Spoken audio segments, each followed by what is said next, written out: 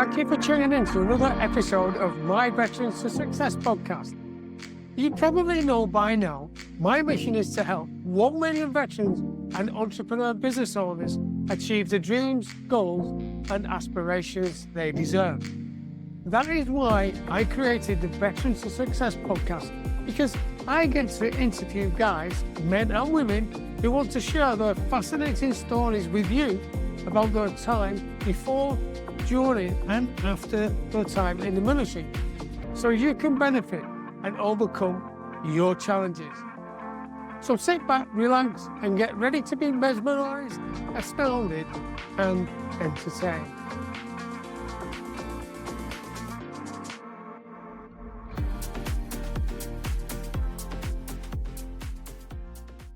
And today I've got with me Bob Thibodeau, which is a great name, Bob. Thank you for joining me today. I appreciate it. I liked it so much, I just kept it my whole life. Which is a good way to go, actually. And I know that we'll explore that name as you reveal slowly your past, present, and what you're doing in the future as well. So let's dive straight in, because you know as well as I do that there's no big formal introduction on this podcast.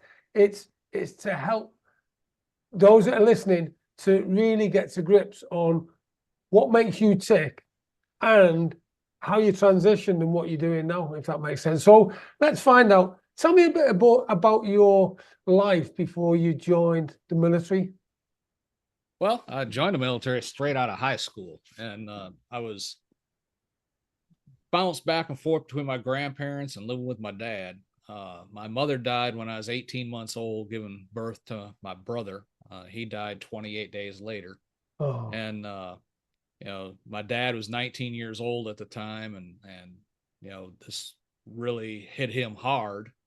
And he didn't think he could raise me, so he was going to put me up for adoption. And my grandparents said, "No, just make us a legal guardian. When you get your feet underneath you, then you'll be all right." So that's what they did, and I was brought up by them. But he went off alcohol and drugs and all this other stuff, so he bounced back and then out of prison throughout my life. So I lived with him for a couple of years, and he remarried 3 times, was divorced 3 times after my mother died. And so he'd get married and I'd move back in with him. A couple of years later, he'd have troubles and end up back in prison. I'd go back with my grandparents, and Right. So about 2/3 of my life was spent with my grandparents. And raised up in Michigan. We have our family hails from London, Ontario, in Canada. So that's where the Thibodeau name comes from. Right. Okay. And, yeah. French Canadians, of course. Yeah. French Canadian. Yeah. And all I really ever wanted to do was join the military. And that was just my goal in life. So what was the driver behind that, Bob? Was it because you had military ancestry, like any of your family?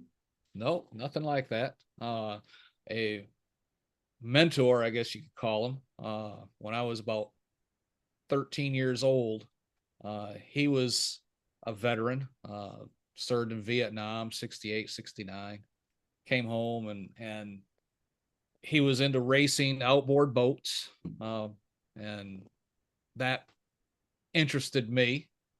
So he started helping me out, learning about the boats, and I even got to race a couple times and up in Michigan and traveled a couple different states with him, helping him out. But he became my mentor more or less. And because he was in the military, in the Army, that's kind of, what influenced me, just the way he carried himself and acted. And that's, I needed something like that at that time in my life. And by the time I was 15, I just decided, you know what, I'm just going to go in the Army. And that's what I did. Back when I first joined, now they got a 12-month delayed entry program. Back then it was 9 months. You couldn't do it more longer than 9 months for delayed entry. So I knew what our graduation date was, and once I cleared about 3 or 4 days past that 9-month mark, I was down raising my right hand saying I'll go in as soon as I graduate. And I did. 1 week after graduation, I was in basic training. So that's what you call commitment and actually making the decision and saying, yeah, I'm going to go for it. Yep, Which exactly. was pretty similar to me, actually. I know we chatted about this because my dad wouldn't sign the paperwork for me to join when I was 16. So as soon as I was 18, like I was counting the days. Yep, 18, boom, exactly. straight Yeah. down there. What am I Yep. signing? What Yep, am I signing exactly. for? Yeah. That's right. Amen. Yeah. And I remember when my grandfather took me down to the bus station to put me on the bus headed to basic. And, you know, growing up, my dad had a pretty bad reputation, I guess you could say, in our school and in our town. And a lot of times, I'd have teachers that he had in school. And, I would hear comments like, you're going to be just like him, you never amount to much and all this Oh, stuff. right. And How did that affect you at the time? What did it do to your emotional stability and your drive? How did that affect you? made me want to prove him wrong, Right, okay. you know, and that's the main thing. But yet, it would, it wasn't good for my psyche. And I had my fair share of troubles in school. I was not one of them people that run in a gang or anything like that. Yeah, yeah. But the gang members respected me because I would fight tooth and nail. Right, And okay. and that was just how I was. And that, got me in some troubles, of course. Uh, my grades weren't all that good. I was a B student. I wasn't an A honor roll or, I had to fight to try and make the B honor roll. Yeah. But, you know, the military, I remember, the day he took me to the bus station, looking out the window, wave goodbye, and the bus pulled off. And I remember telling myself, all right, I am now in charge of my own life. From this moment forward, I'm just responsible for me. And, I'm going to rewrite my life. And that's basically what I did. The past was past, and everything now, nobody knew my past or anything. The only thing they would know is what I would be doing right now. And And thank that's you what for I sharing dedicate that. it to. Yeah, now the thing is that, you know, it's interesting because I was speaking with Ellen Harrison, and she was a veteran, did really well in the Navy actually, and I've interviewed other females, ladies as well, and what they said, especially Ellen, when she was at school, right, way back, quite a few years ago, quite a few decades ago, the teacher said, well, the careers advisor, oh well, you're a girl, so you're going to do admin. Right. And what always interests me, because I had some interesting conversations with my teachers when I was a lad, and I don't think that the teachers understand just how important the language and the messages that they're giving to you are, and how it can affect your life for the rest of your life. Even, does that make sense? Yeah, amen. That's true. I mean, you're at that age where they're shaping you for the future. So the words they use are shaping you. I could have easily, really easily, fallen back into the same mold that they were trying to shape for me based upon my dad's behavior.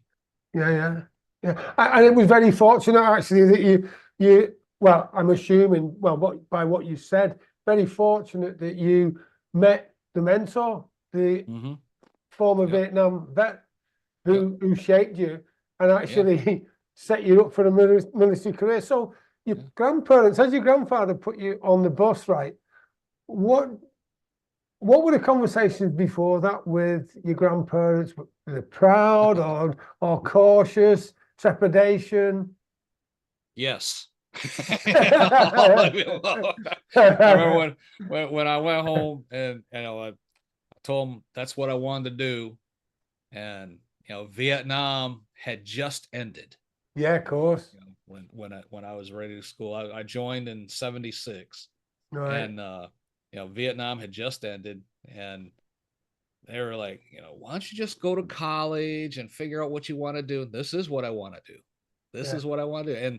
And the GI Bill was still in effect, but it was going to end December 31st. Right. And they were going to come up with this new system where you had to pay part of it. But if I joined prior to December 31st of 1976, then I had the old GI Bill, which I didn't have to contribute anything. Right. So I try to explain to them, look, if I do this, they pay for college. I don't have to, pay for it out of our own pocket or anything like that. I don't take loans. They'll pay for my college. So I am doing this. So with that slant on looking at it, they, if you sure you want it, once you sign those papers, you're in. It goes, I know that. That's what I want to do, And how old were you at this point? 17. So you've already got a bit of an entrepreneurial spirit because you're working out that if I join before this deadline, I don't have to pay for college because that's expensive, isn't it? So that was a great move. Yeah. And what's the conversation like? Because you see the films, you see the British films, you see the American films where they say, "I'm your mother now. What am I?" And yes, sir, yes, yeah. So what was it like when you tipped up to training? Right, what happened? We arrived. Let's say I was in Michigan. We flew down to El Paso, Texas, and we arrived at about 12:30 at night, midnight. By the time the bus came to pick us up, because they had a couple other flights coming in, they wait for you to gaggle together. And it was about 2:00 in the morning when we arrived at the reception center barracks. And for most of us, we had our breakfast that morning and we were at the airport or on planes and all that stuff the rest of the day. So the drill sergeant said, I understand, a lot of you haven't eaten all day. I've arranged for the mess hall to, give you something to eat, and then you can go in and rack out. So if you want to eat, come over here. So I went over in that line, went down to the mess hall, and they had some food there. They had hamburgers and a loaf of bread. And, I'm looking at it, I was like, man, so I was the brave one or foolish one. I went up to the drill sergeant. I said, do you have any ketchup? And he probably said something like, of course I have, young sir. How much would you like? He's like, ketchup. And then he used some words I can't use right now. And said, what do you think this is? Burger King? You don't get it your way here. He goes, after you get done eating, come back and see me. So I came back and seen him, and I was put on KP to help clean up. I wasn't in the Army 30 minutes. I was already on KP. KP being what? Kitchen police. Sorry? Helping to clean up the kitchen. All right, okay. Kitchen police. Yeah. And so finally got back to the barracks. It's like 3:00 in the morning. And he says, you guys that, just came in, I'm going to let you guys sleep in a little extra in the morning. So go ahead and rack out. So, oh, good. About 4:30, here he comes in, waking everybody up. I just stay in bed. He goes, get up, get up, get up. I thought you were going to let us sleep in. He goes, I gave you 10 extra minutes. And about that time, my bunk falls on the floor. And then, like, what's going through your mind then? Like, is this the right move or what? Oh no! At that point in time, I was just like, okay, this is what I signed up for. We're good, But when we finally got down to the unit where they picked us up, you spend your first 4 or 5 days at the reception station. Then we got down to the unit. And my drill sergeant, he was, in my eyes, he was a giant, but he was a good sized dude, but he, a couple 100 pounds, solid. And we had about 8 steps going up to the classroom, as an old World War II barracks type classroom. And we're filing in. I was number 2 in line. Number 1 in line, the guy right in front of me, went up the steps, and the drill sergeant standing up with his hands on his hips, elbows out to the side, and this guy bumped him. The drill sergeant reached in, grabbed him by the collar, and threw him back down the stairs, and he landed at the bottom right at my feet. Right. And you never touch a drill sergeant, and I'm looking at him, and then I look up at the drill sergeant, and he comes, what are you waiting for? He came down the steps and threw me up the steps. And I'm thinking, that's where I said, what did I get myself into? So it was a bit of a delayed reaction then, but you did get there. A little bit. It didn't take long. So what happened with the training? How did that go? How grueling was it? How easy was it? What sort of relationships did you form with your buddies? It was, your typical, introduction to the military. Believe it or not, I enjoyed basic training. I considered it a challenge, and it was challenging. I had, a couple of the obstacles I had problems with, and received the remedial training to help me conquer those obstacles. And I just thrived. I thrived in that kind of environment. And then we went to the schooling afterwards and did well. But when I first enlisted, I wanted to be in missiles, something to do with missiles, rockets. I've been just enamored with space flight and all this other stuff. I wanted something to do with rockets. Well, I ended up in air defense with the missile systems. But so we had our training there. But and when I was at MEPS, the day I'm going in, now I'm lying. They said, well, the only way we can get you into the Hawk missile systems is your first assignment has to be Korea. I'm like, Korea? Okay. Yeah, sure. So that was my first assignment. We were, and Korea isn't like it is today. Is that like on South Korea, North Korea border with the missile? Yep. Yeah. And, that's can be pretty hairy, that, can't it? Yeah, and I watched MASH a lot, trying to prepare myself for it. Right, okay.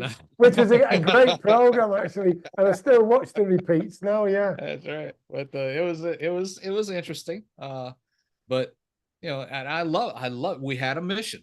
Every day was a mission.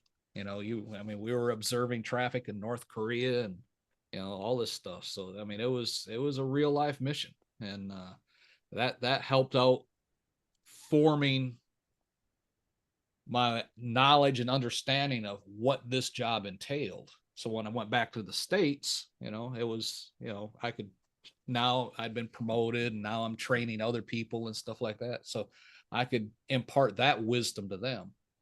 So that was. And interestingly, when you joined, Vietnam was still raw, wasn't it? No, it just ended. No, I mean, sorry. I'll rephrase the question. The aftermath of Vietnam with veterans and PTSD and the way veterans were treated was still raw.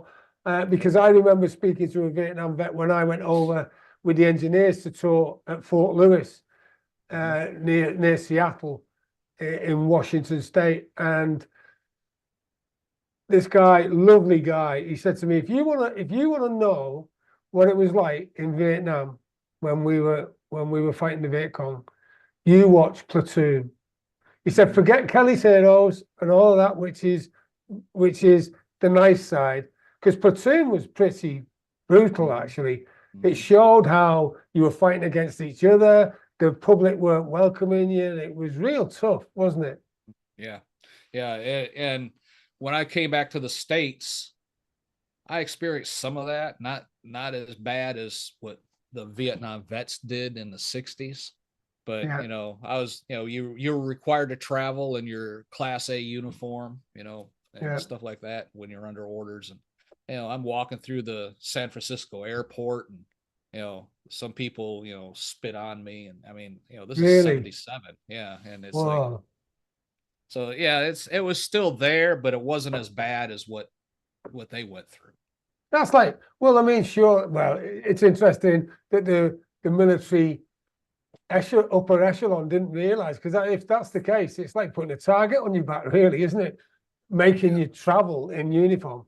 But so coming forward, right, you ended up being that big giant of a drill sergeant, didn't you? So Yes, I did. Yep. you were the Amen. person standing at the top of the stairs and throwing people down and bringing, or maybe you treated them really nice, right? No. Okay, I was thank you. I was the wild man. That's they called me that. My nickname was Patton. All right, okay, our general After pattern, right? George S. Patton, yeah. And Yeah. I mean, so they, thank you for being so truthful. So what was it about you that got you the nickname Patton then? well, let me just give you one example. Day one pickup of basic training.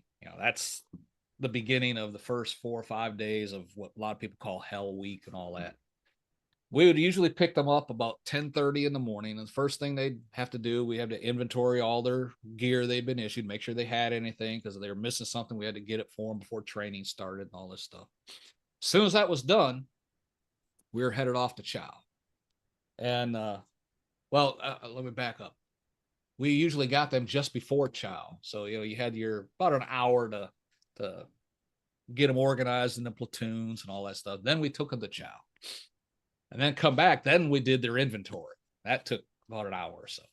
And the night before, I hope I'm not ruining this for any drill sergeants that use this technique, but what I would do the night before, I'd take a can of Alpo dog food, open it up with, my little P38, can opener that we used to use. Not all the way. I wouldn't take the lid off. I just open it up, clean it all out, wash it out, and stuff it full of corned beef hash and push the lid back down on it. Okay. And then I put it in a paper bag, take it to work.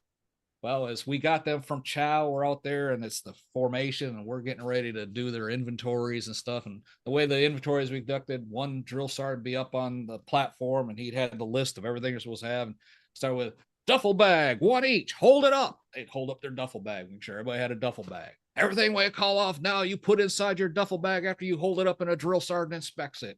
Boots, combat, 2 pair, you got one on, hold one up, and all this stuff.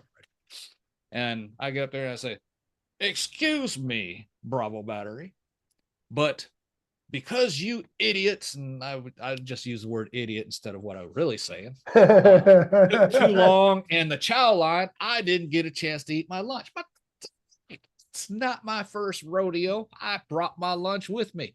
You do not mind if I eat my lunch while we're doing your inventory, do you? And naturally, what are they all going to say?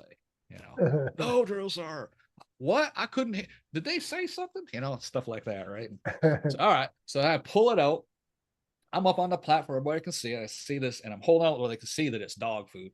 I'm acting like I'm opening this thing up. I peel back the lid, reach in, and start eating my corned beef hash.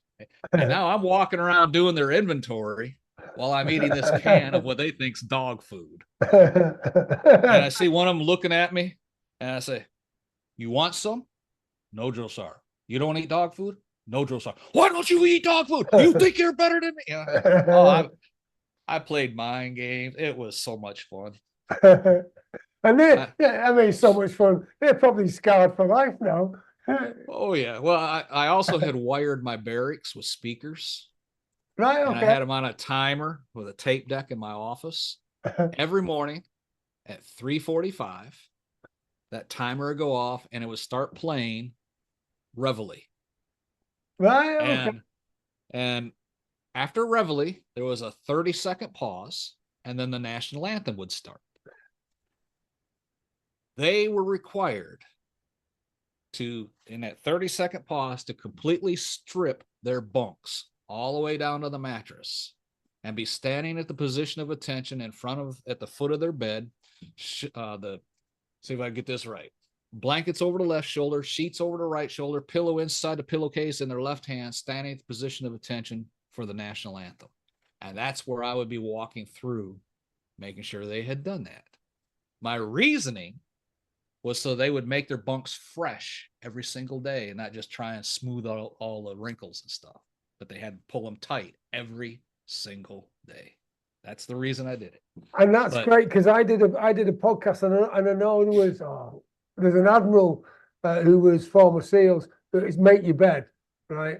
And because that's what it's all about, making sure that your bed is made. Because someone who's listening to this and maybe not in the military will be thinking, what do you want to do that for? That's just messing you about. Well, in the strictest sense, they may see it like that, but there's a lot of psychology that goes on behind that, because it's making sure that at the end of the day, no matter what stuff happens, you got somewhere safe and clean to come back to that's fresh. That's right. Yeah. And it's attention to detail. You start with the details. You're getting them used to doing what needs to be done and not trying to skip steps right at the very beginning of the day. And but then I had all this patriotic music that would play for like the next 30 minutes, and had Kennedy's speech, ask not what your country can do for you, but what you can do for your country, and all this stuff would play, right? And they, my commander stuff, you're brainwashing these people. I said, no, sir, I'm reconditioning their mind. And the fact is that I think that'll stick with them for life, and a great lesson. And who knows how many of those recruits look now at you as their mentor, Well, I ran into one. It was 10 years later, and I was an officer at the time, and I went to the gym and I was working out and was taking a shower, and he's like, Drill Sergeant Thibodeau? Because as an officer, because I was a drill sergeant, I could still wear my patch.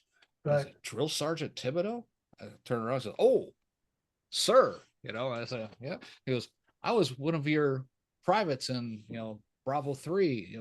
And he said his name. I said, do you remember? I said, no, unfortunately, the only people I remember are the total duds and those that really excelled. And, the other 2,000 people I trained, I don't remember at all. But, but I did run into him. He remembered, and when I was leaving, I heard him tell, that was my drill sergeant. He was a total, and he said so. He said, but he was the best one we had. Oh, wow. That's great. Because the amount of people that have come to me years later, and it's interesting because I do talks at schools now with school children, teaching them about money and formulas and the future and how they can forge their careers. And a teacher yesterday said to me, because I was lecturing 160 kids, and there's nowhere to hide with kids. Yeah. You're on stage in front of them, and they let you know whether they like you or not. The teacher said at the end, wow, out of 20 years we've been inviting people out from outside, that was the best. And I thought, wow, how cool is that? And I think that's because we bring in military experience and what we've learned as well, and how to deal with people. So, and I'm looking at your career, right? You flew up the ranks pretty quick inside it, and then you took your commission, didn't you? Yes. Yep. Hey, do you enjoy sipping a good glass of wine? As you know, sipping too much wine can leave you feeling groggy in the mornings. For less than the price of a good bottle of wine, you can gain access to valuable business and life resources gained from my over 37 years in business and 15 years in the military. These world-class resources are designed to help you achieve the goals, dreams, and aspirations you deserve. So visit joelteams.com now to find out more. That's JOETEAMS.com to find out more. So how come you decided to go to the other side, so to speak? Money. Just straight up money.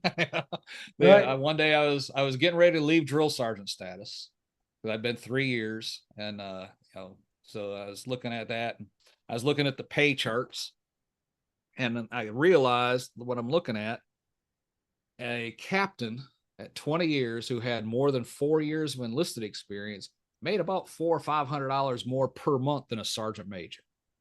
Right. At 20 years. And I was on track. I mean, I went to the NCO Academy in Korea, and I was the first person in the history of the 8th U.S. Army NCO Academy to achieve 100% rating all the way through the course in every area, land, That's nav, the whole 9 yards. that's And some achievement. That. yeah, so I was the distinguished graduate of the school, and you know, that got me identified by my chain of command real quick.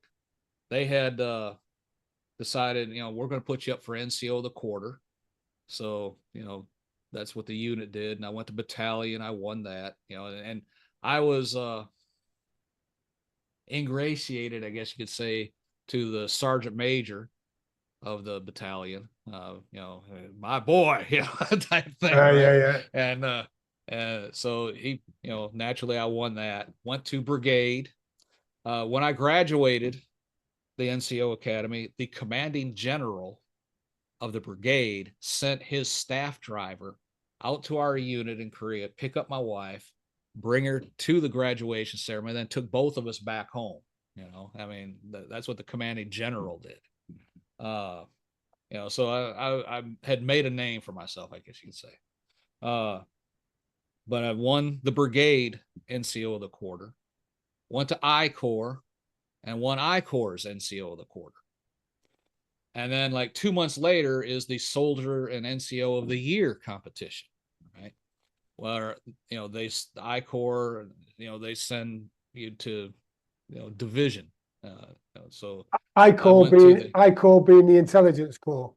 No, I Corps was now I think it's third corps, but you know, you have your unit, your battalion, your brigade, then corps is a multiple brigades. Right, yeah. And then there's a couple of those inside the division type thing. So I went to 8th US Army NCO of the quarter competition. And you're required to give a 3 to 5 minute presentation during the proceedings, you know, during the board. And I had invested in some high tech equipment just to wow them. I used a slide projector.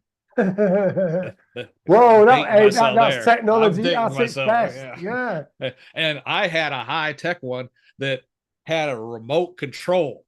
You know, it was wired, but I could step away from the thing, you know. Yeah. And I mean, this was top notch, you know.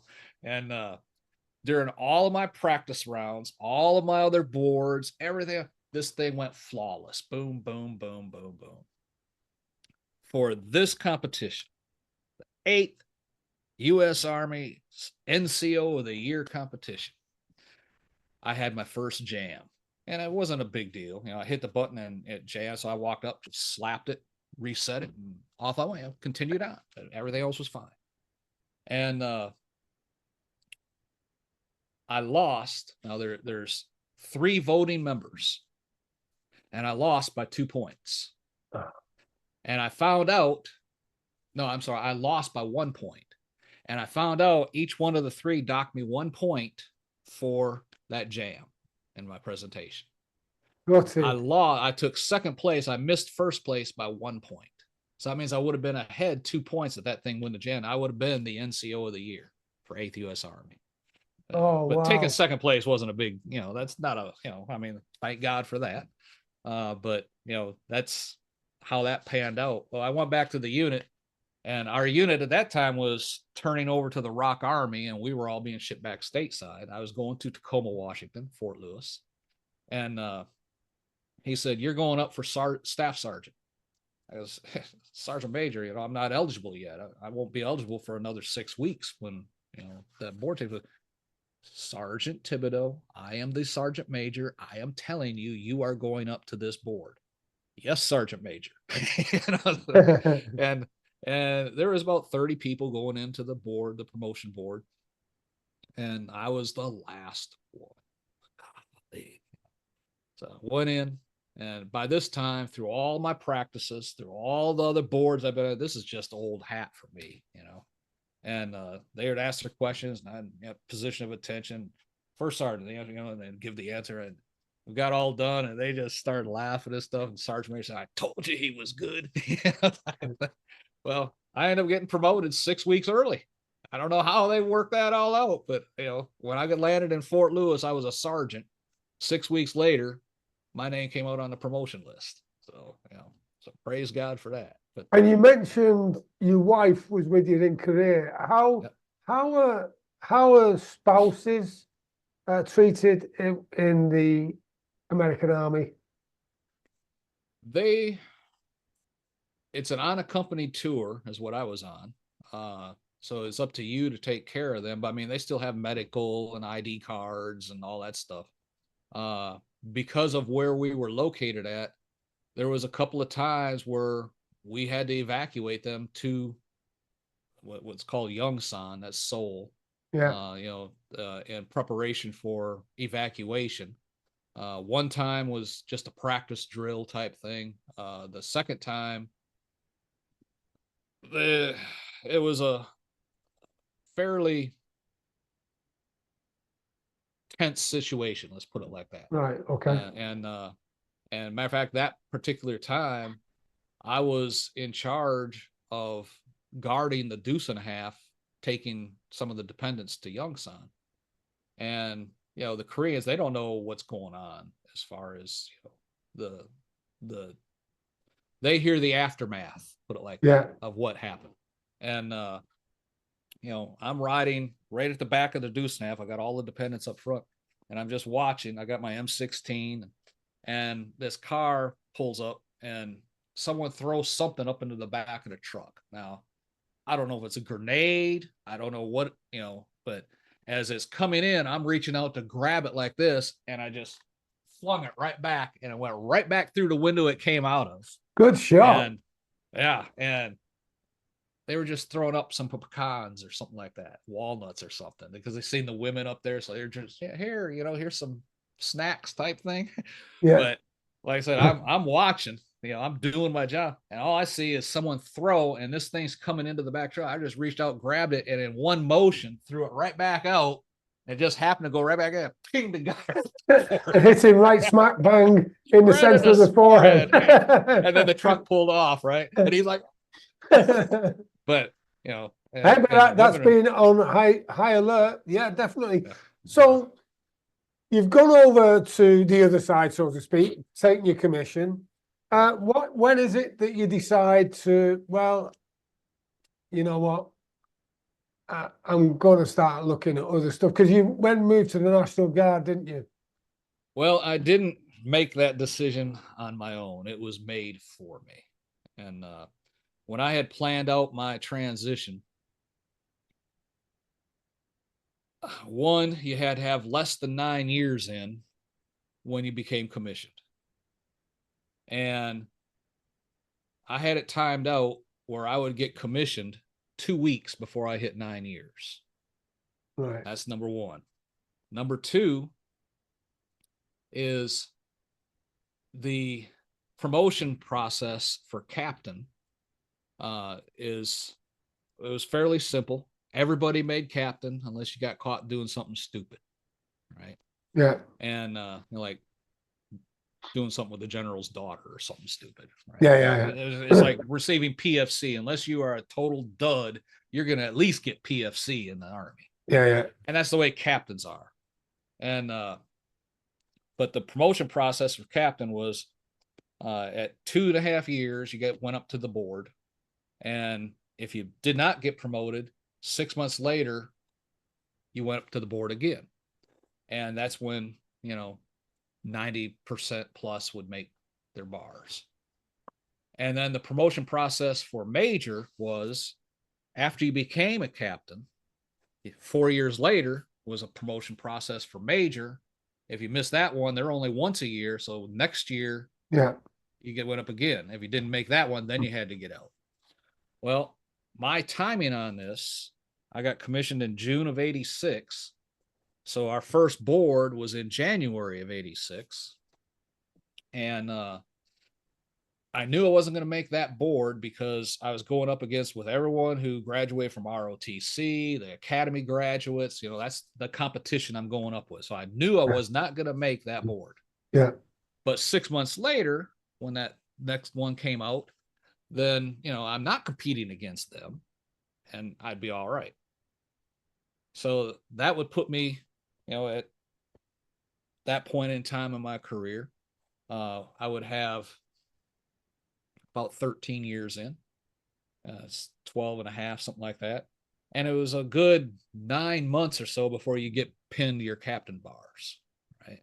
So that put me now 13 years. 4 years later put me at 17 years, a little over 17 years, going up for major. I knew I wasn't going to make that because I only had an associate's degree, and wouldn't make that board. But 1 year later, at about 18 years and 2 months or so, is when the second Passover board would be for major. And I knew I wouldn't make that one, but since I'd be over 18 years, they'd automatically lock me in for retirement at 20. So I had this all figured out. Yeah. Well, when the first board went up, I knew I wasn't going to make it. And we had to wait till all this stuff came out, and the list came out. And I was working, I'd done my time down the units and the platoons and stuff. Now I'm working up at S3 operations. I was at some meeting, planning meeting, and came back at lunch, and the major's like, Colonel wants to see you. So the list came out. So walked in, reported, and he said, Bob, you didn't make the list. It was not a problem, sir. That was in the plan. We got the next one. And he said, there isn't going to be a next one.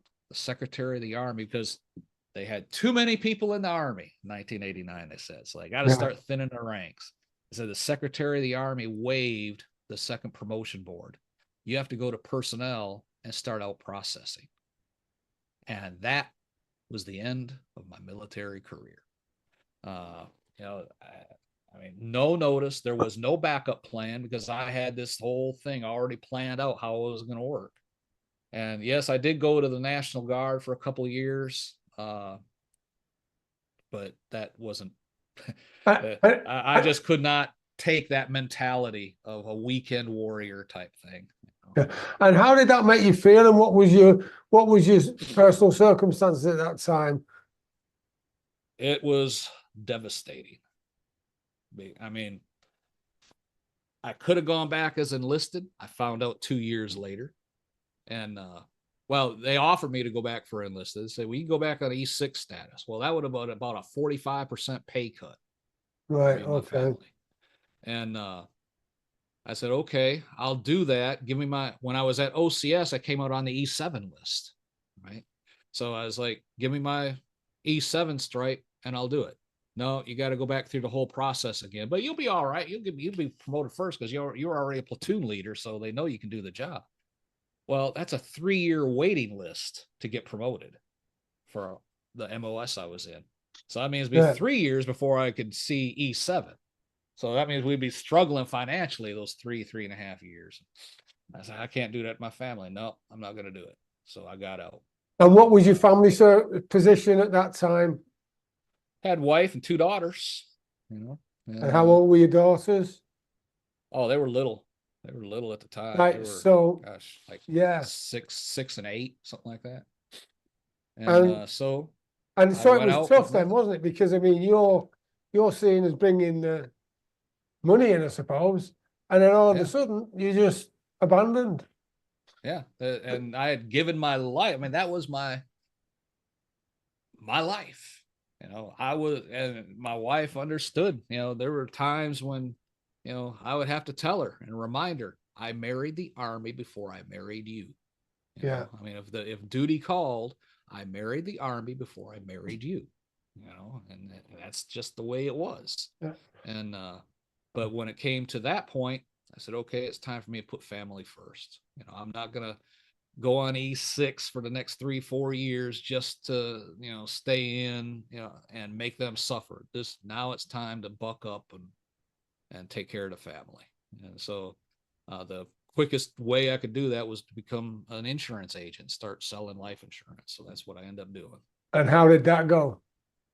Well, I found out I was good at sales, and I enjoyed it as far as being self-employed. I could take off when I wanted to take off, just wouldn't make any appointments, stuff like that. But the income was inconsistent. Some weeks it was great, some weeks it wasn't.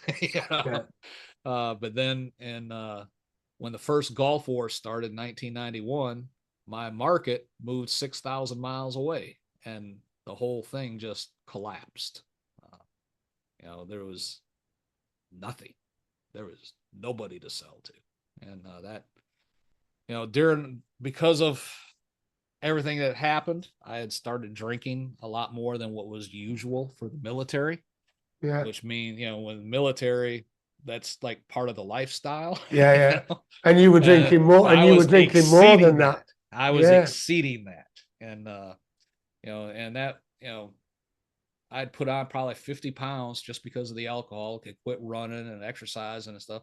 The Army reached back out and said, "Hey, we'll make you a captain if you come back in." And that meant I'd had to lose 50 pounds. And I was like, no, not happening, and so, but yeah, it was bad. It was a bad time. I even contemplated suicide during this time. Right. It was not a healthy place to be. And So there was what? nobody talking. They didn't have these support services like they have today. There was No. nothing. I was completely on my own. Well, back around that time, I'm with you on that, because I remember in the UK, mortgage interest rates went up to 16%. I was Mhm. still learning to be a financial advisor, and I was holding down 5 jobs, Yeah, yeah, yeah. just wanting to try my best to make ends meet. Yep. So, So's I. what was when you got as low as you got? How low were you, and what happened? Well, we weren't. We were starting to fall behind on everything, and so I told my wife, "Look, I got to go somewhere where there's military people, so I can try and sell some insurance." And so I decided on Fort Benning, Georgia, because that's a training center. So I knew there'd be cadre and stuff there. So let me go over here, sell insurance, send the money back here. We'll start catching stuff up. And I'll just come back and forth between Georgia and Louisiana. That's where I was at the time. And January of 1992, that's what I did. Packed up, went to Georgia, Columbus, Georgia, outside Fort Benning, and got me a little dumpy 1-room apartment, no furniture. Uh, I want to say 1-bedroom apartment. The bedroom had nothing. There was nothing in this apartment at all. I had to eat ramen and canned spinach. That's what I was eating. Still had the alcohol though. Had to have that. There was nothing in no furniture. The only furniture I brought with me was a TV table to put my computer on and a folding chair. That was it. And I would sleep on the floor with a blanket over top of me. My wife had been born again about 4 years prior to this, was praying for me. And she made me take my grandfather's Bible with me. Well, since there's nothing else to do, in the front of the Bible was a way to read the Bible through in a year, 3 different columns. Pick any column, read the Bible through in a year. So I'd read one part in the morning, one part in the afternoon, and one part at night before I went to bed. And that was the only thing to do. That was it. And other than going on Facebook and on the internet and stuff, but then the on January 25th, I was talking to her when I got home. Had not sold any insurance, not one sale in over 3 weeks. Zip. Now I got bills in Georgia, bills in Louisiana. My wife said, she came home that day and there was a notice on the door. They're going to turn the lights off in 3 days, and we don't, start catching up the bills. And she got a letter, they're going to foreclose on the house. She goes, I don't have any money. There's barely any food in the refrigerator, and got 2 little girls. She goes, what are we going to do? I don't know. I'll take care of it. I'll figure it out. So I hung up and I just hung my head and started crying. And I had finally reached that point. And I cried out, God, if you're there, you need to fix this, because if you can't, I will. And that's when that voice in my head said, you kept your life insurance policy paid up. Yeah. Yep. That's what I'm going to do. They'll know just how much I love them. That's what I had to do to take care of them. They pay off the bills, pay off the house, have money for college. My wife can live off the rest. Yep. That's what I'm going to do. But this time it's about 11:30 at night. And I wanted to tell my kids how much I loved them one more time. They're already in bed. So I said, tomorrow morning, I'm going to call them before they go to school, let them know, and then I'm going to take care of it. And that's what the plan was. I laid down on the floor to go to sleep, and the light was shining through the Venetian blind, and it landed on the Bible, the street light. I said, oh, forgot to read my scripture tonight. I guess it'd be a good thing to tell God, at least I was reading his Bible on the way out. So that night I was supposed to read Psalms 34. I got reading down, got to verse 7, and it said, the Lord has heard this poor man cry and shall deliver him from all his troubles. And remember, my prayer was, just crying. I said, God, if you're real, you got to fix this, because if you can't, I will. And then that's the scripture that I read. And immediately I could just felt like warm oil being poured all over. Literally, the room got brighter. And I just started laughing and crying out loud, and it's just all at the same time. And then I knew what I just been born again right there. And I said, I got to tell my wife, she's been praying for this. So I call her up. It's like 11:45 now. And I told her what happened. She starts crying. I said, I'm coming home. I can be just as broke at home with you and the kids as I can here. It was a little dumpy apartment, month-to-month lease. I said, I'm coming home Friday. I'll be home Friday at the end of the month. Between that day and Friday, I sold enough insurance to pay the bills in Georgia and start catching up the bills at home, so that we didn't have to lose the lights or lose the house. And we bought some cheap food for the kids and stuff, But the Lord started working immediately in my life.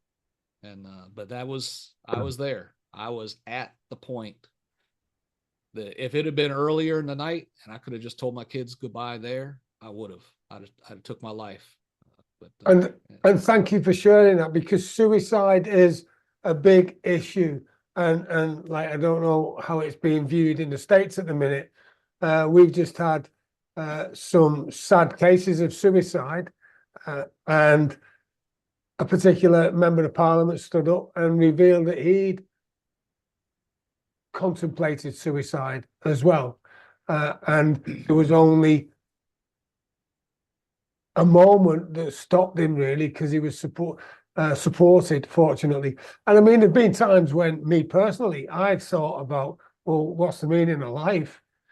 And there just needs to be that switch flick, doesn't there? Just something. Yeah. Whether it's just someone patting you on your back and saying, come on, you can get over this, or someone giving you the comforting word, or you read a passage from the Bible. Yeah. And then it just hits you and goes. You mentioned, did any of my soldiers remember me? I had, I was Facebook profile, of course, and all this stuff. And a couple of my soldiers said, hey, drill sergeant, where they found me and stuff. And one night, it was probably about 10:30 at night. I'm just watching television. And, on my profile, I had my phone number. And one of these privates that I had reached out to me. He was crying and said, what's going on? I hadn't talked to him in 30 years, and he's going on and on. And he goes, I just can't take this anymore and stuff. And I said, ooh, you're not going to hurt yourself, right? I said, I don't know what I'm going to do right now. I just need somebody to talk to, and you popped in my mind. I'm sorry I bothered you. And he hung up. Right. So I called the suicide hotline and told him what was going on, gave him this guy's number. And, I said, I don't know if he'll answer. I don't know. Well, now, I waited till about midnight, didn't hear anything. Try calling him. He wasn't answering. All right, Lord, it's in your hands, and, I got up the next morning and I had a text from the suicide hotline saying they had gotten a hold of him. They got him some counseling and they talked to him. And the guy said he talked to him about 2 hours on the phone. Wow. And then I got a text from that guy, said all it said was thank you. So that's great.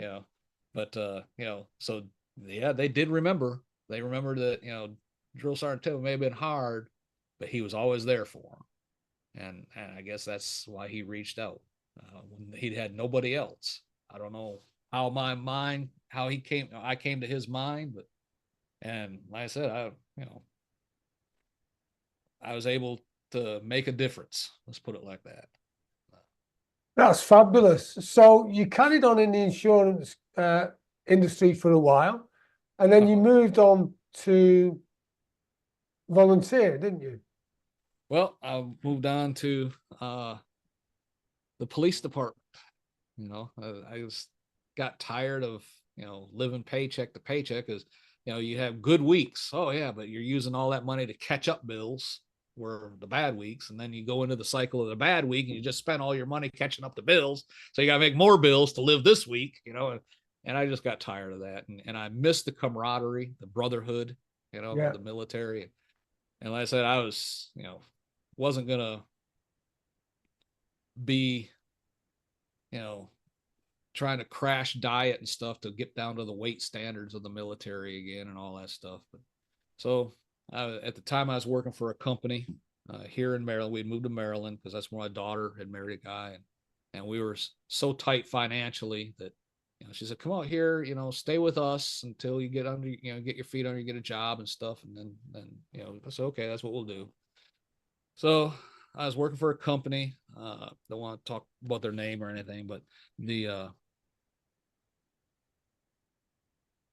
one day I got fired, and you know, because I still had the military. If you're doing something wrong, I'm going to let you know it's wrong. Type thing, right?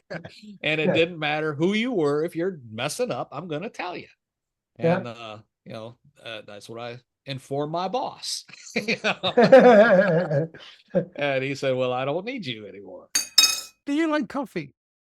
A lot of people tend to spend money on expensive coffees from outlets without even thinking about it. Well, for the price of just 2 coffees per month, you can gain access to valuable business and life resources gained from my over 37 years in business and 15 years in the military. These world-class resources are designed to help you achieve the goals, dreams, and aspirations you deserve. So visit joeteams.com now to find out more. That's JOETEAMS.com to find out more. Right. And I had applied for the academy, and I was just waiting for, you know, the approval and the academy to start. I got fired on December 5th of 2003. And the academy, quote unquote, was supposed to start in February. That's what I was told. So, you know, I'm like, I'm not going to get a job for, you know, 6 weeks. That's ridiculous, you know. So I'll just spend this time, because I knew I'd get unemployment.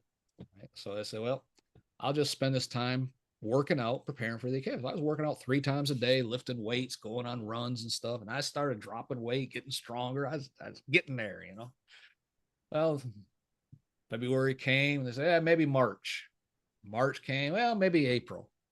April came, well, maybe May, you know. And I said, you know, unemployment's getting ready to run out.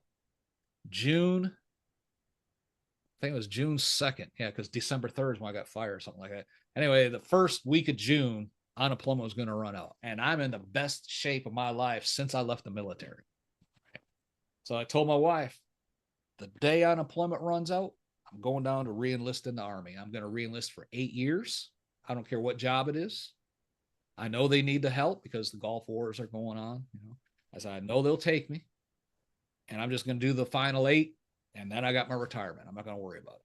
You know, I said, this day hits, and they haven't called me, I'm headed down to the recruiting office.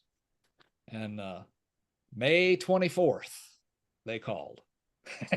Oh, that's said, So 1 week. They had 1 week to the cutoff. And I said, you still interested? Said, yep. This is on a Monday. So can you be here Wednesday? Yep. And that started my military career. And that was interesting. With our police academy, you went home every night. So I'm like, wait a minute. We go home every night? Yeah. So I only got to deal with this like 8 hours. You go, oh yeah, because they didn't want to pay you overtime. So it was just 7:30 to 3:00, you know, and they were not going to hold you over because they're not going to pay you overtime. I'm like, bet. You know? So, you know, it was the typical harassment the first month or so, you know, but day 1 at the police academy, they're calling people in one by one to talk to them about, because you had to write your bio out and all this stuff, right? And they called me in. They said, "You're going to be our class leader." I said, I wanted to be like invisible. Yeah. That's the whole plan when you go through training like that. You want to be invisible. They say, "We're making you the class leader." The gray man at the back. Yeah. I'm like, crap. So at the end of the day number 1, I said, candidate Thibodeau is going to be the class leader. Take over your class. And they walked out and closed the door. So I turned around and said, "Okay, who here is prior service?" All these hands went up. I said, "Who here was an NCO in prior service?" Some hands went up. I said, "First squad, second squad, third squad, fourth squad." Right. Yeah. Good. I nailed my leaders right there. I said, "No, our first formation was at 6:30. I said, "Our first formation is at 6 a.m. because I want to do some drill and ceremonies before we even have to start facing these guys." The next morning at 6 o'clock, got the squad leader, said, "Fall in, break it off even and all this, make it even. You are now in this squad. This is the squad you are in." Right? And I said, "Whatever he does, you do." And marched them around a little bit, facing movements and position of attention, all this stuff. 6:30, here they come. And naturally, it's day 2 now, and you're still in the hell week. They got done smoking us out in the parking lot and all this other stuff. And I said, "Class leader, move your class inside." I said, "Sir, yes, sir." Turn around, "Class 36, attach, right." They all shifted. We already practiced all this stuff, right? Forward, march. And I'm not singing cadence, but I'm keeping them in step. Left, right. Got up there. 2, halt, file from the right. They hear the forward, they were steadfast, march. Off they went, and I could hear the instructors in the back. Somebody knows what the hell they're doing here. So that was my, and because of my time as a drill sergeant, about the 3rd week, they started, talking, "Oh, you guys are like, this is probably the best class we've had. You guys are doing excellent and all that."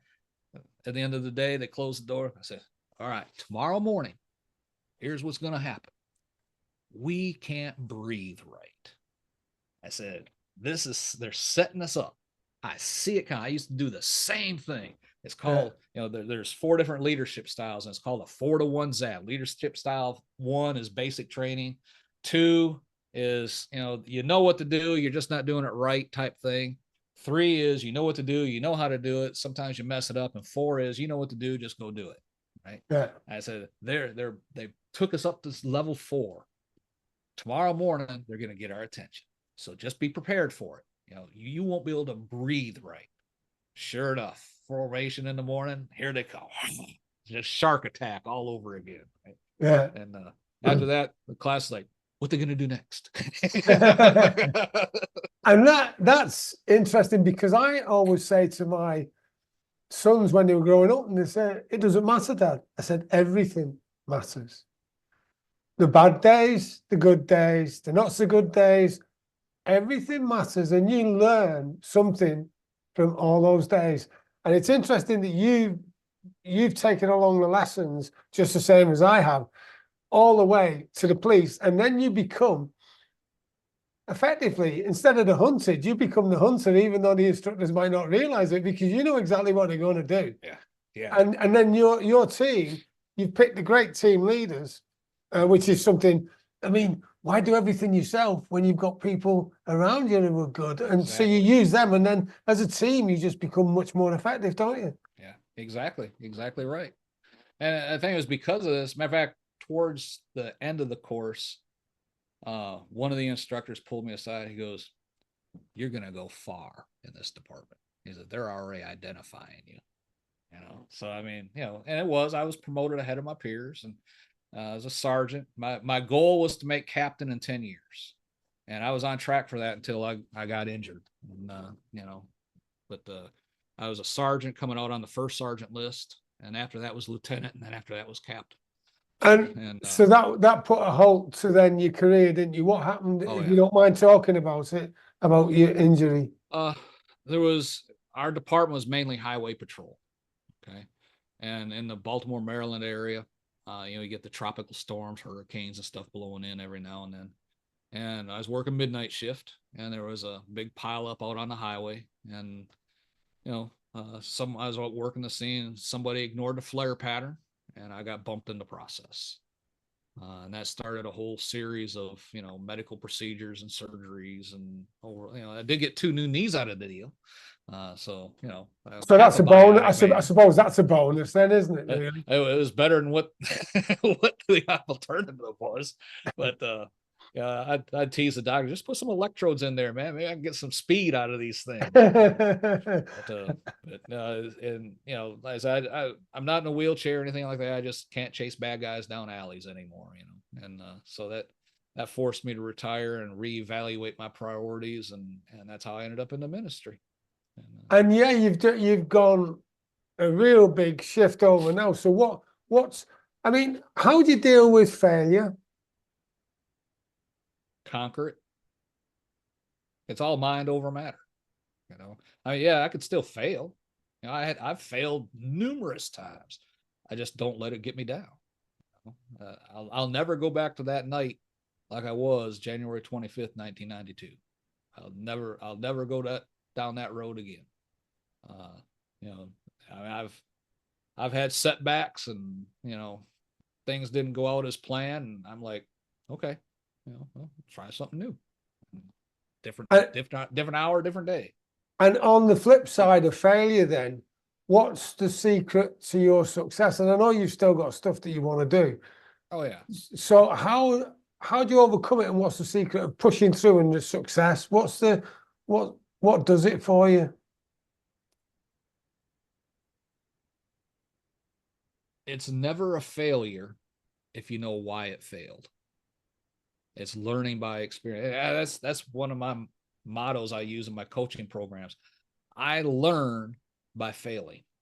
Oh, don't do that no more. Yeah.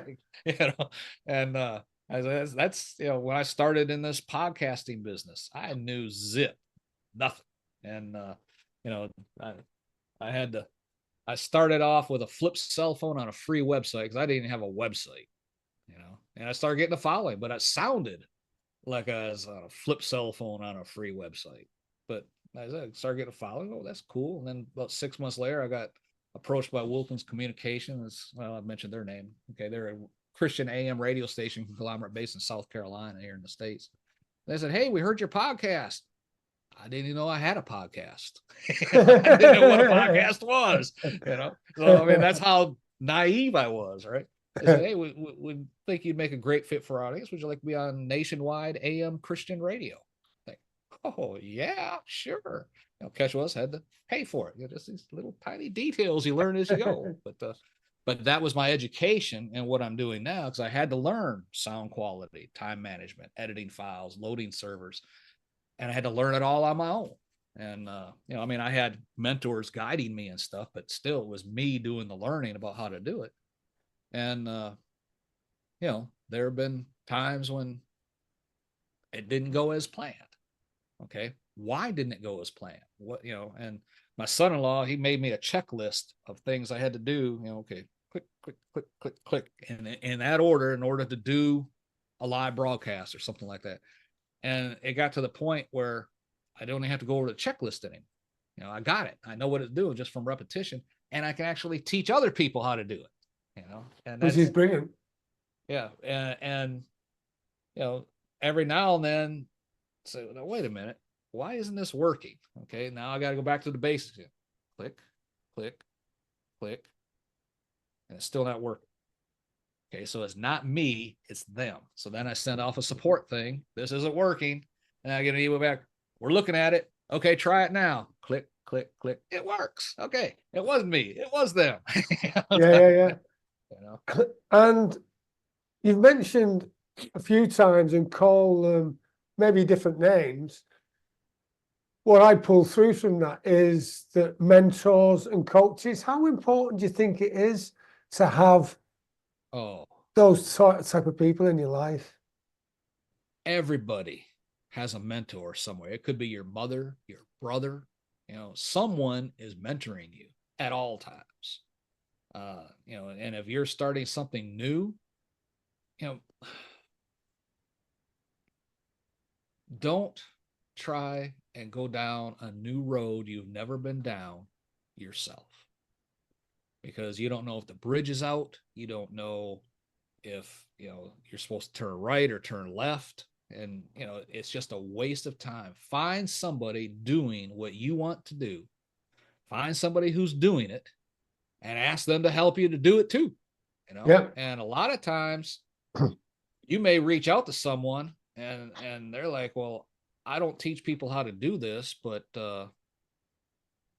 okay, sure. That's how I was. Yeah, and I think that the term coach and mentor, people are looking for someone with a big profile and is a real star, and actually it could just be someone who does what you want to do and do it really well. And I mean, like when we met, we had a great chat, and if someone says, can you help me, I don't know many people who say no, get lost. Yeah, amen. I had someone reach out to me a couple days ago and they want to start a podcast. That's okay. I've got some training here that I can, send your way. And he goes, well, I was looking for someone that, you can just like coach me and help me do it. I said, my time now, I can't do that. I'm so busy doing what I need to do right now that I don't have the time to do that. I've done it so often that I have the videos that literally take you, oh, you want a podcast? Step one. And what's it going to be about? And all the way through to, hey, I'm on iTunes now type thing. Right? Yeah.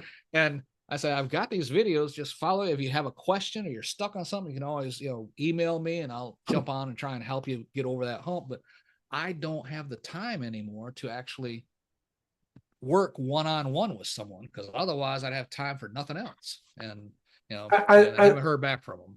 All right, okay, because I know that there's a time in your life where you start looking at, I mean, I think time is probably one of the most valuable things in life. It's just that when we're young whippersnappers, we maybe don't value it as much as we do as we get older. And I'm with you totally. I've created online resources so people can, and it's my legacy, if you like, just the same as yours is. Where it can pass on and it can be still benefiting people when I'm gone. So how can people get in touch with you? Because I know you do Podcasters for Christ, which is specific in a niche market. The fact is that you created this podcast course for pretty much anyone. It works for everybody. Who wants to start a podcast, and we have got a particular slant on wanting to help veterans as well. Mm-hmm. So how can people get in touch? How can they find out more? Well, you can go to podcastersforchrist.com. That's one website. And over this other shoulder, you see Faithcasters. Faithcasters is a networking platform.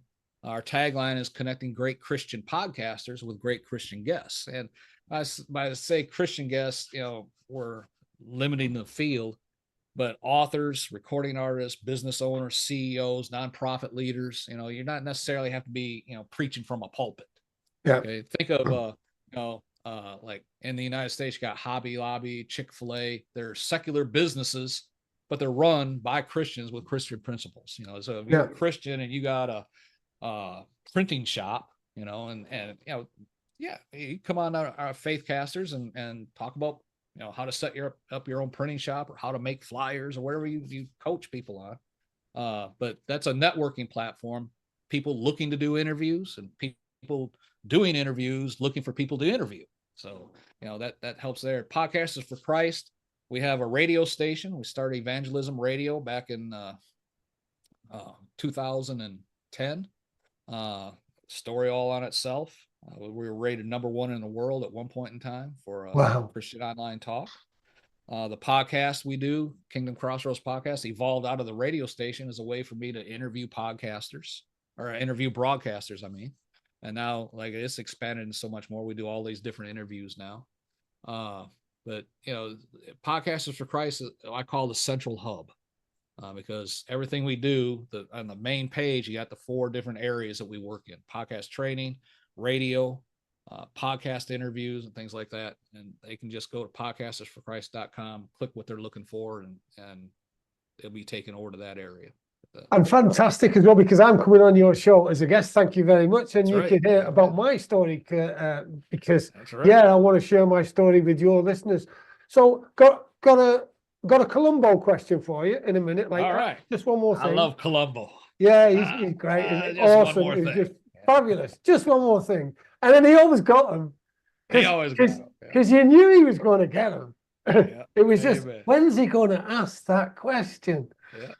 So, the first one, before we get to Columbo one, is how transferable do you think military skills are to Civvy Street? Because, you know, when you had that moment in 1992 where you were on the edge, there was something that pulled you through. Yeah, that was hard because, you know, I was thinking, because I was an officer, I'll get these offers, I'll be able to get a job quick, you know, type thing. I found out, because the job I had as an officer, I was in the cavalry, sneak peek, you know, you're infiltrating enemy lines, gathering intel, coming back, and stuff like that. You know, I used to make a joke out of it, say, yeah, I'm very good at what I do, but there's not much calling for people who know how to kill other people. that was my skill set, you know. So I had basically no skill set other than leadership. And you know, so that's what I had to develop. And you know, that was the hard part, was trying to figure out what I could do with the training that I had. And like I said, I was very good at what I did in the military.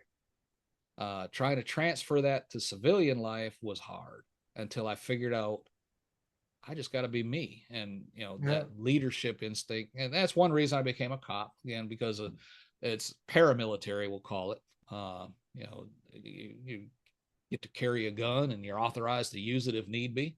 But more or less, it was the brotherhood. You know, I got your back, you got mine. That's what I was needing. I needed that. And that, you know, that was important to me. Thank you. And now the Columbo question. What's the one tip you would give to a guy who's coming out of the military, guy being male or female, someone who has come out of the military and maybe hit hard times, or probably someone who just needs to know a top tip to get even better?